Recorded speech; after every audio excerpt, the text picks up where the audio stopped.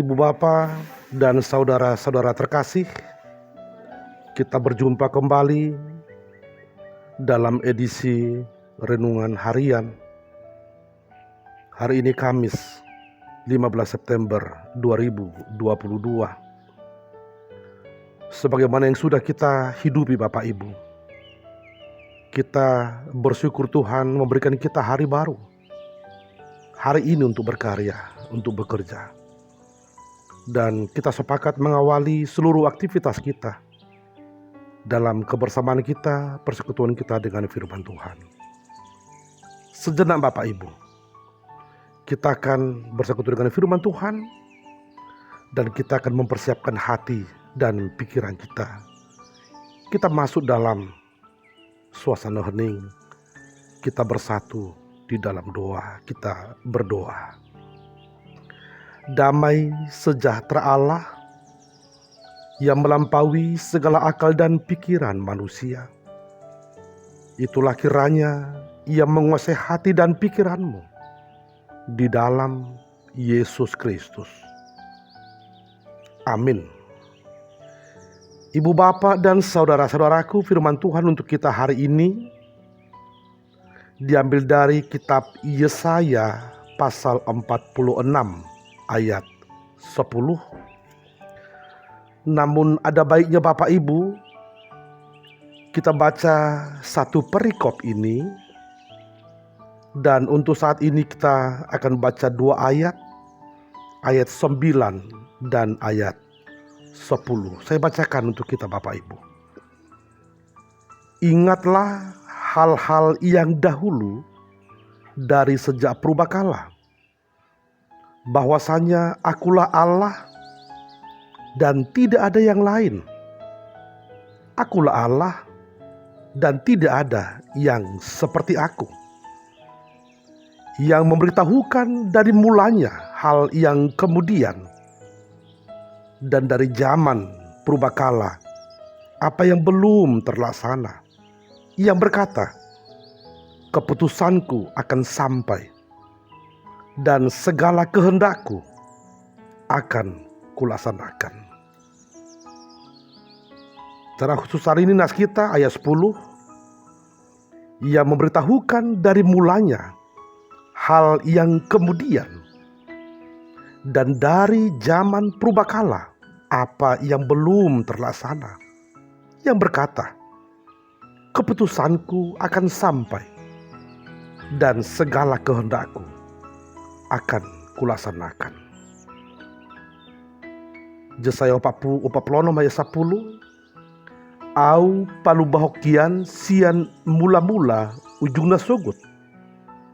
Au marboa-boa sian narobi naso masadope. Laos au madok saihotdo sakapu. Jelabahenokuma nasa lomoni rohaku. Keputusanku dan kehendakku akan kulaksanakan. Ibu Bapa dan saudara-saudaraku terkasih,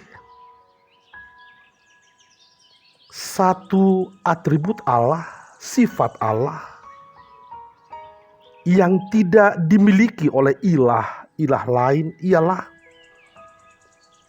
bahwa Tuhan selain Sang Pencipta, Dia juga pemelihara kehidupan manusia. Tuhan yang mencipta dari yang tidak ada menjadi ada, creatio ex nihilo.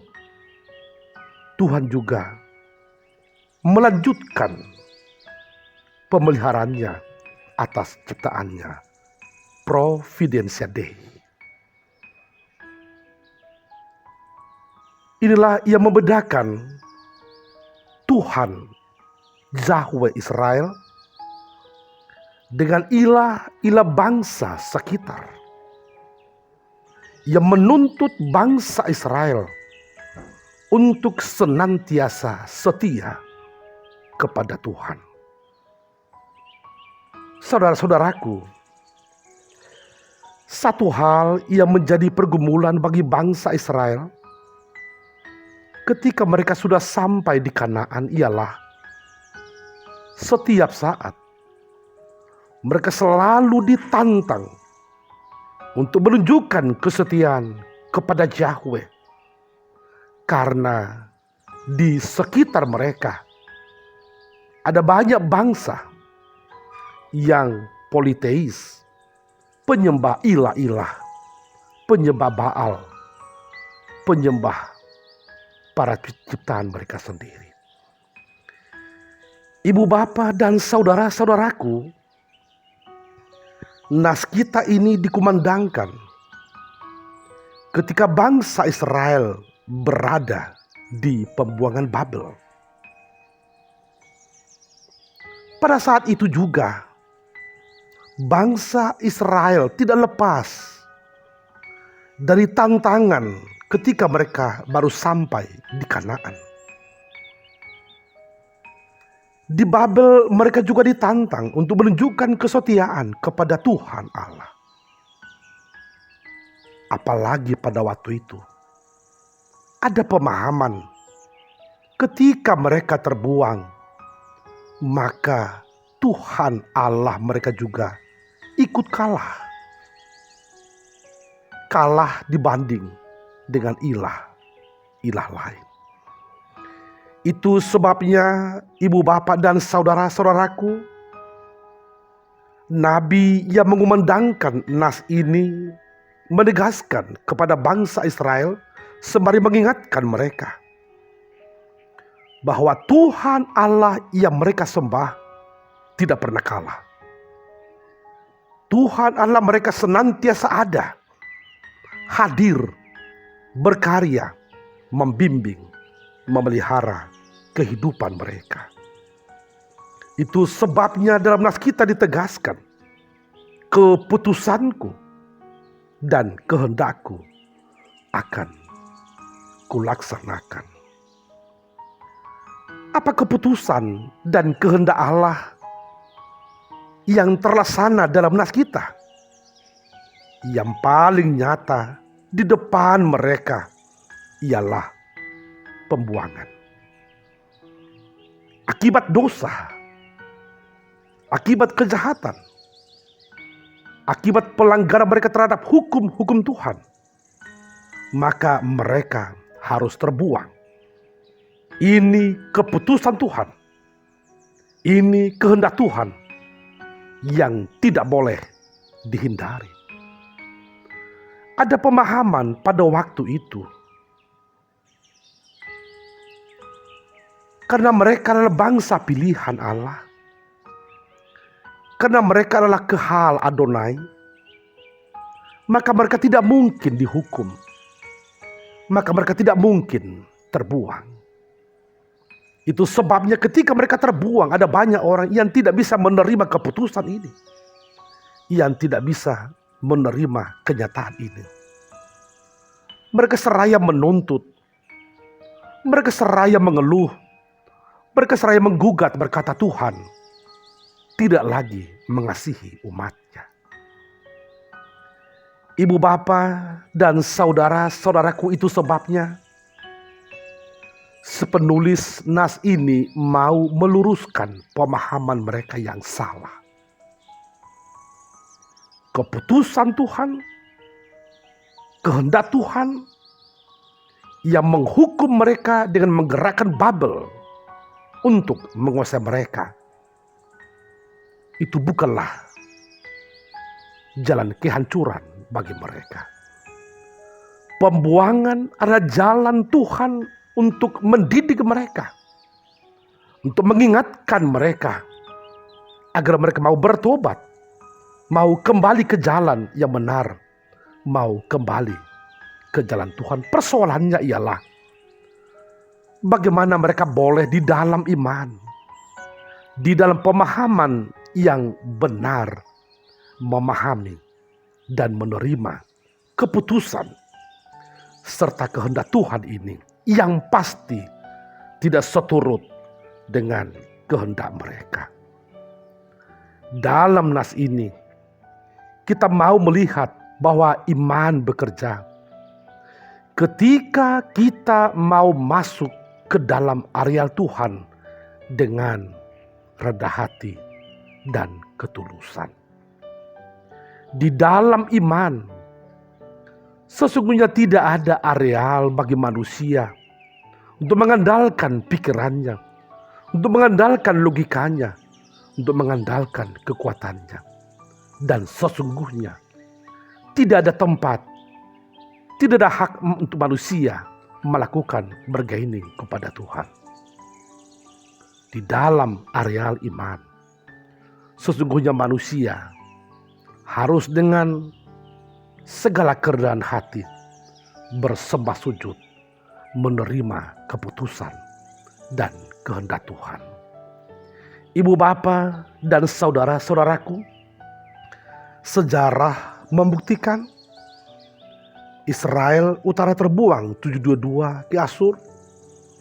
Israel selatan atau Yehuda terbuang 587 ke Babel. Dan pada waktunya, yaitu 538 sebelum Masehi, mereka dibawa kembali dari pembuangan Babel ke Yerusalem, ke tanah yang telah Tuhan berikan kepada mereka sejak nenek moyang mereka. Bapak, Ibu, dan saudara-saudaraku, inilah firman Tuhan yang menjadi perenungan untuk kita melakukan segala aktivitas kita hari ini. Firman Tuhan ini mau mengingatkan kepada kita, mari Bapak Ibu, kita melakukan segala pekerjaan kita sembari kita menyerahkan semuanya ke dalam keputusan dan kehendak Tuhan. Sedari awal kita harus bertanya, Tuhan, apa keputusan-Mu? Apa kehendak-Mu yang harus aku lakukan di dalam segala aktivitasku hari ini? Bapak Ibu, mari melakukan introspeksi diri. Mari melakukan evaluasi diri.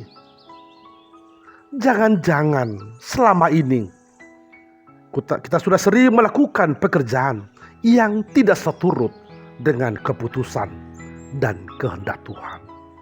Untuk itu Bapak Ibu, mari dengan segala kerendahan hati, mari dengan segala ketulusan di dalam iman, kita datang ke hadapan Tuhan sembari bertanya, Tuhan, apa keputusan-Mu? Apa kehendak-Mu yang harus kulakukan di dalam perjalanan kehidupan saya? Bapak Ibu, dengan pola pikir dan pola hidup yang seperti itu, maka iman kita akan bekerja. Dan ketika iman kita bekerja, maka kita berada di zona nyaman di dalam Tuhan. Meskipun ada banyak tantangan, ada pergumulan yang harus kita hadapi. Bapak, Ibu, dan saudara-saudaraku, hidup, berkarya, bekerja selalu seturut dengan keputusan dan kehendak Tuhan tentu bukan perkara mudah. Ada banyak tantangan yang akan kita hadapi. Tetapi pertama-tama Bapak Ibu, mari kita tundukkan diri kita sendiri. Mari katakan pagi ini, kita sudah selesai dengan diri kita sendiri. Dan kita sudah membenamkan diri kita ke dalam kehendak Tuhan. Lalu yang kedua, mari melangkah Bapak Ibu. Walaupun ada banyak tantangan, ada banyak pergumulan, ada banyak bujuk rayu dunia ini yang sepertinya mengganggu perjalanan hidup kita, merayu kita, mengajak kita untuk menyimpang dari keputusan dan kehendak Tuhan. Katakan tidak. Kita menolak segala keputusan, segala kehendak yang tidak seturut dengan kehendak Tuhan. Dengan cara yang seperti itu Bapak Ibu, maka hidup kita akan senantiasa berada di dalam kebersamaan kita dengan Tuhan. Indah sekali segala pekerjaan kita, aktivitas kita satu hari ini Bapak Ibu, kalau kita lakukan seturut dengan keputusan dan kehendak Tuhan.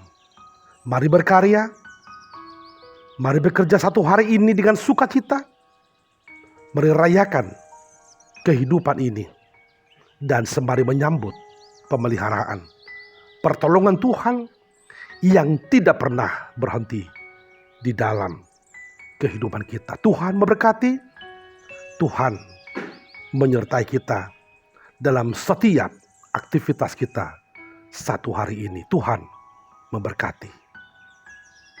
Amin.